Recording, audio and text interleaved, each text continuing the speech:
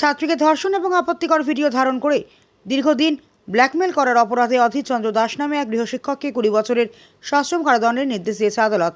শুক্রবার উদয়পুরের special judicial আদালতের বিচারপতি রবি ধাইয়া পক্সো আইনের 6 নম্বর ধারা এবং ভারতীয় দণ্ডবিধির 376-এর 2N ধারায় দোষী সাব্যস্ত করে এই রায় ঘোষণা করেন।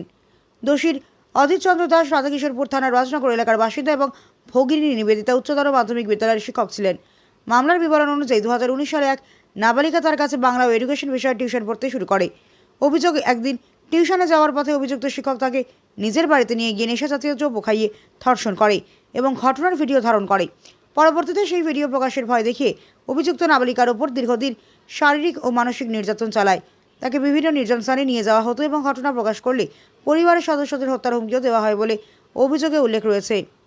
পরিবারের নিরাপত্তার কথা ভেবে দীর্ঘদিন নীরব থাকার পর 2021 সালে নির্যাতিতা ও তার পরিবার রাধাকিশোরপুর মহিলা থানায় লিখিত অভিযোগ দায়ের করে।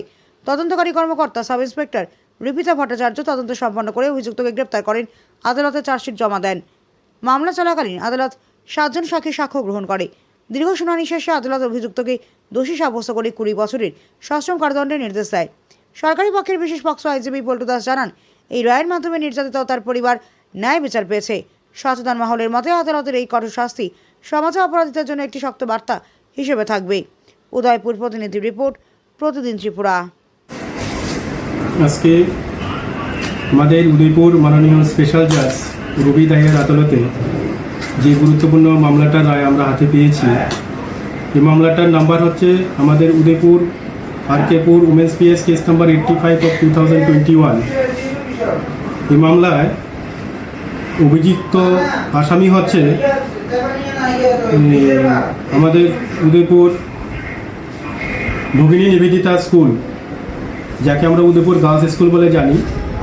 এই বিদ্যালয়ের শিক্ষক শ্রী অধীর চন্দ্র দাস, ওনার বিরুদ্ধে অভিযোগ ছিল উনি বিদ্যালয়ে শিক্ষকতার পাশাপাশি উনি উদয়পুর জগন্নাথ দিঘির পশ্চিম পাড়ে একটা টিউশন সেন্টার চালাতেন। ওই টিউশন সেন্টারেরই স্টুডেন্ট ছিল ভিকটিম এবং ওই বিদ্যালয়েরও ছাত্রী ছিল।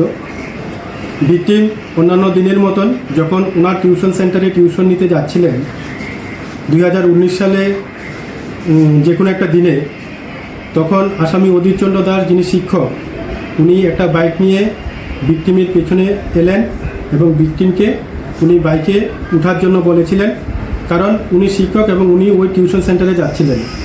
একথা বলে ভিকটিমকে উনি ওনার বাইকে তুলেছিলেন।